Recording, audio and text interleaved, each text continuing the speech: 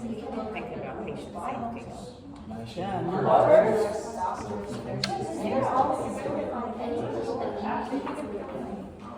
You guys, this is Gianna and Alex Landau, and you guys should actually talk a little bit about who you are. These are some really cool people who have done some amazing things. Yes. Well, and I would imagine there's also some amazing narratives at this table. For one, as Maisha said, my name is Alexander Landau. I'm the founder and currently serve as the Director of Community Relations for the Justice Project. This is our co-executive director, Janina Horton. But we really want to say thank you for your diligence in this work, your commitment to this work, and for lending your time and efforts to making this information transparent. We've known for a very long time that the issues that impact this community have a lot to do with different types of traumas, different types of behavioral health issues that are exacerbated due to non-treatment and just the force to live life and keep on going without the ability to kind of focus on yourself and what self-care can look like for you. We focus primarily on law enforcement violence and working to curb those types of behaviors, especially in marginalized communities. But we also understand, myself being a primary example, I'm a survivor of extreme police brutality in Denver that resulted in a traumatic brain injury. And if it wasn't for the lawsuit, I wouldn't have been able to afford the assessment. I wouldn't have been able to even get clinically diagnosed on paper to begin a treatment process. So we know that a lot of people in this community suffer from a variety of head injuries and then just destabilizing economic conditions that produce trauma. So the work that you're doing right now will result in a report that then we hope to take to the legislative level to move resources into this community to help people better cope with the issues that they face with. So I just want to personally say thank you. I want to turn it over to Janina if there's a few things you want to say. Oh my gosh, I think you said it all. I just want to reiterate the thanks and the appreciation for your work with this survey. It is going to go a long way, hopefully influence legislation, and to really best serve the community members here. So thank you so much. And could you guys just briefly talk about what brought you to this work and how you found your voice? Oh, good question. Yeah, so we grew up in Denver, and family members were involved in the criminal justice system, and then while I was working in civilian oversight of law enforcement, I had a cousin who was shot and killed by police officers back in 2017.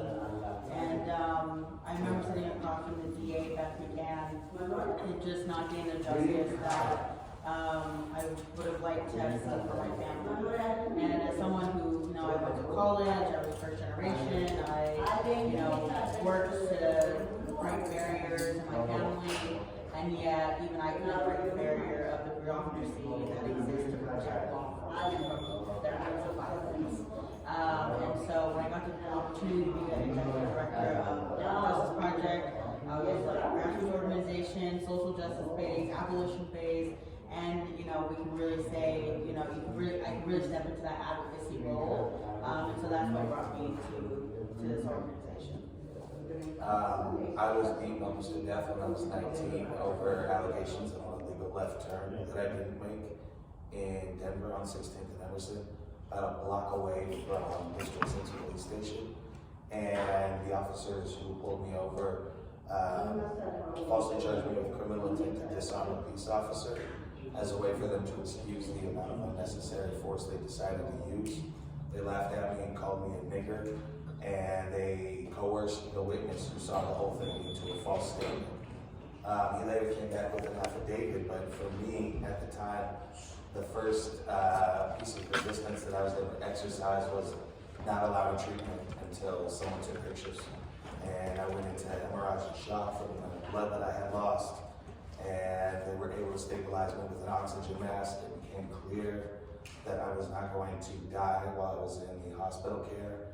So an officer came in and took pictures, but that was my first act of resistance in my fight for justice. The city did not charge the officers, even though their testimony was so conflicting, they couldn't be represented by the same criminal attorneys in the proceedings. Officers who hadn't even been dispatched were saying that they saw me attempting to disarm one of their colleagues.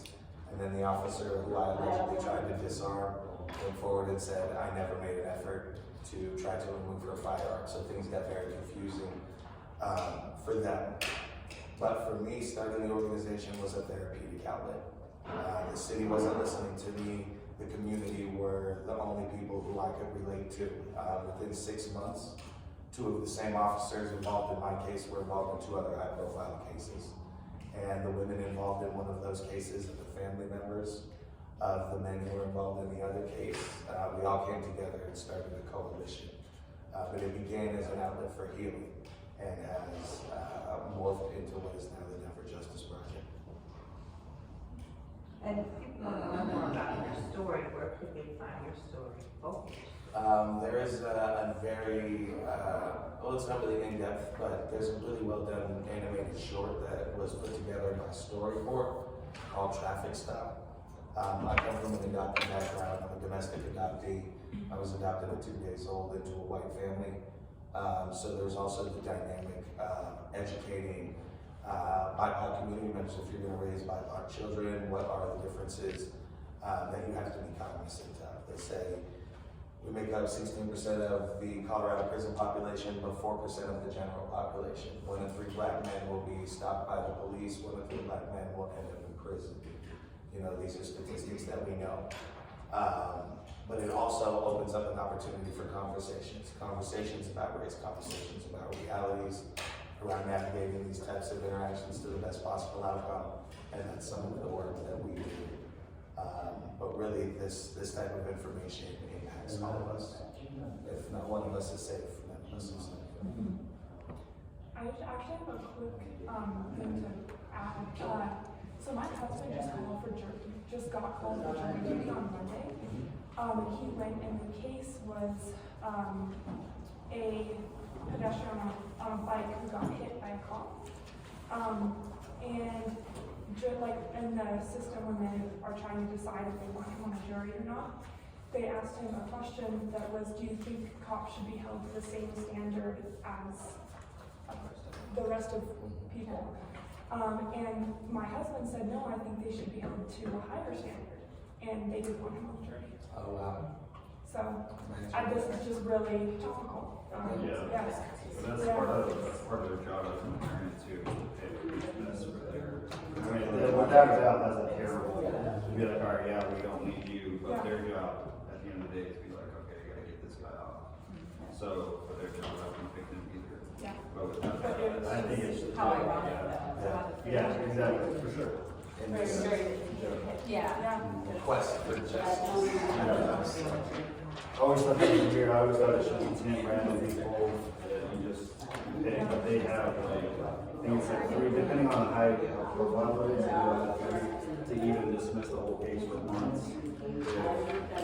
Oh, I want this guy, this person thinks this is like a draft pick. Well, and they'll also intentionally pull for high-profile cases outside of specific proximity to ensure that, or to try to minimize the likelihood. They say that the connection to the individual, but we all know political influence is shift with further action. Well, I'm thinking too that like, in order to create a diverse jury, you need people with different opinions and backgrounds. And so if somebody does have a similar story to say what you went through and it was a family member or whatever friend, you would probably, to be fair, want them. Because then they can address these issues, whereas somebody who has no connection to that, has no idea what's going on, could state what their opinions are. Yeah. But that's what makes it But diverse. as far as an attorney goes, though, it's, you get 9 yeses and 1 no, it's a no. Right. So they're, unfortunately. Yeah, no, I get what you're saying, That's that's just.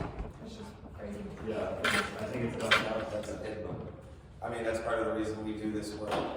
My case actually was dismissed a week before trial, but we were going to take it all the way to trial, and that then later on led to civil recourse. But so many of our community members do not get the opportunity, and oftentimes they don't survive that initial interaction. If an officer wants to escalate a situation unnecessarily or engage in a level of misconduct, fortunately, to the impunity that we were talking about, offered by the district attorney's office, it becomes very difficult to sometimes keep that morality.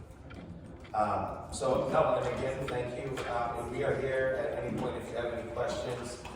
Please don't hesitate to reach out. Maisha is also a wealth of knowledge, as I know you know. But yeah, we are definitely a team effort. So. Basically in a tornado. Yes. Yes. You're just in the eye of the storm right now. So the last thing I think would be helpful for you guys to share is why is it important that we bring more services from this to TBI? Oh, absolutely. And why here? Because we're specifically asking questions about this part of the world. Yep. Why not the whole state?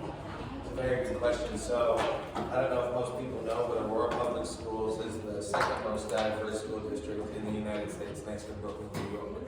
They speak almost 156 languages in this community. Last I was told, this was just 291 now. It's up to 91. 291. 291 different languages in Aurora Public Schools. This is also a community that is one of the most marginalized. It's a food desert. If you go to the closest King Soopers on Peoria and 6th, it is visibly smaller than other King Soopers. They have no organic food. They have high cholesterol, high trans fat, high sodium products pressed to the front that are close to their expiration date.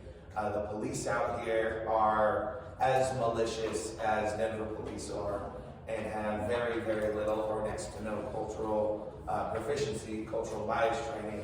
The training that they do have is reinforced when they decide to engage in ill conduct by a very, very, very conservative district attorney's office. We also know that this area right here is one of the most violent neighborhoods in all of Colorado. It borders one of the most violent parts of Denver. It's an active drug zone. A lot of quality of life crime occurs here, as the district attorney would call it, from sex trafficking, prostitution, etc., homelessness, robberies, gang violence, etc. This area is forced, as in many marginalized communities, to recognize being vulnerable as a weakness.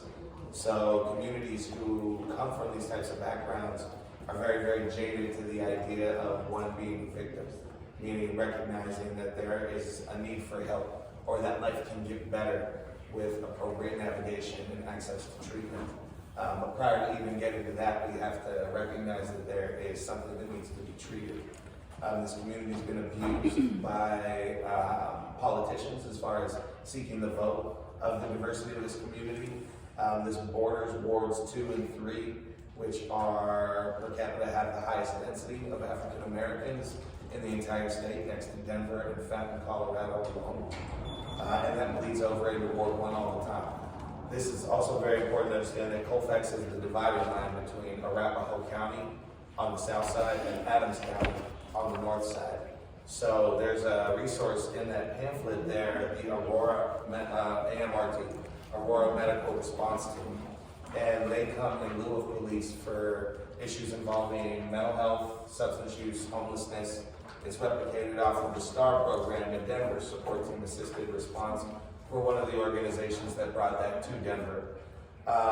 It's important to understand that these are artificial borders that have real impact on people's lives. If somebody lived, say, right here on 14th and Dayton, was having a mental health crisis and was contacted on 16th and Dayton, they're going to Adams County Jail, which is in Brighton. It's very, very far from here. And that happens on a regular basis, 24 hours a day. So the services for Adams County are also very, very far from here, predominantly Westminster, predominantly the outskirts of Commerce City is where you would find any sort of wraparound service outside of community base that's going to be appointed through the judicial system. Arapahoe County I can't speak to as in depth, but I do know that the services provided, and we've seen it in the data that we've collected so far, are missing.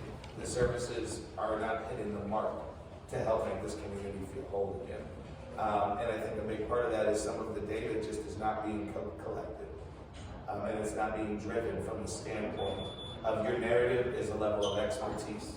Nobody should have the ability to question your narrative if that's your truth. And these people have never been taken seriously. And oftentimes there is not only a language barrier, but sometimes there is also a status barrier. People who are undocumented also are far less likely to seek services. So what we're trying to do is offer them a level of trust and comfort, not just with you all, but the resources provided, the opportunities presented by the Justice Project, etc., to begin to build these longer-term relationships. Because aside from just getting the legislative agenda up and running, these people need help now. Additional resources that we can offer. If someone comes in who needs assistance with something we don't provide, we are more than happy to assist them. And really, I think that's the way that we can build our community back up. Like the STAR program, do those people, are they accompanied by police? No, so there are two different programs. There's the co-responder model, which is a mental health clinician and law enforcement showing up together. And that is far more robust than currently the STAR program. But the STAR program is a paramedic and a licensed clinician, no guns, no handcuffs, no ability to citate.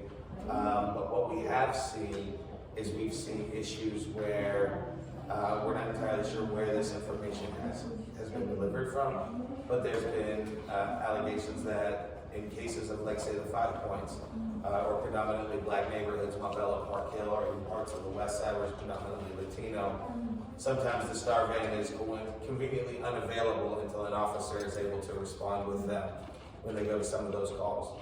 Just recently, we had to deal with the STAR line being down for for over 2 weeks, and that was found out by one of our committee members reaching out to the line for a community member in crisis, and then finding out it was down, calling 911, and then police arriving. So we're still very much so working through those barriers. But I think in lieu of it all, it's one step closer to full removal of law enforcement from instances that should not involve them, in my opinion. But no, those two get convoluted all the time.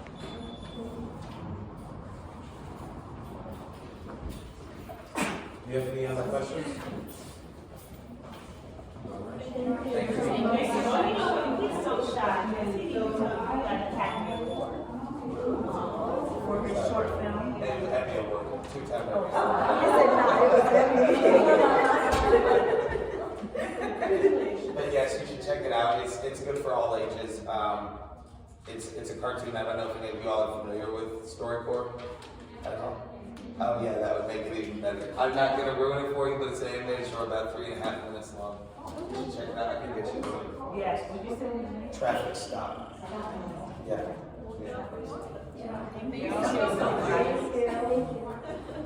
Okay, I'm gonna wrap it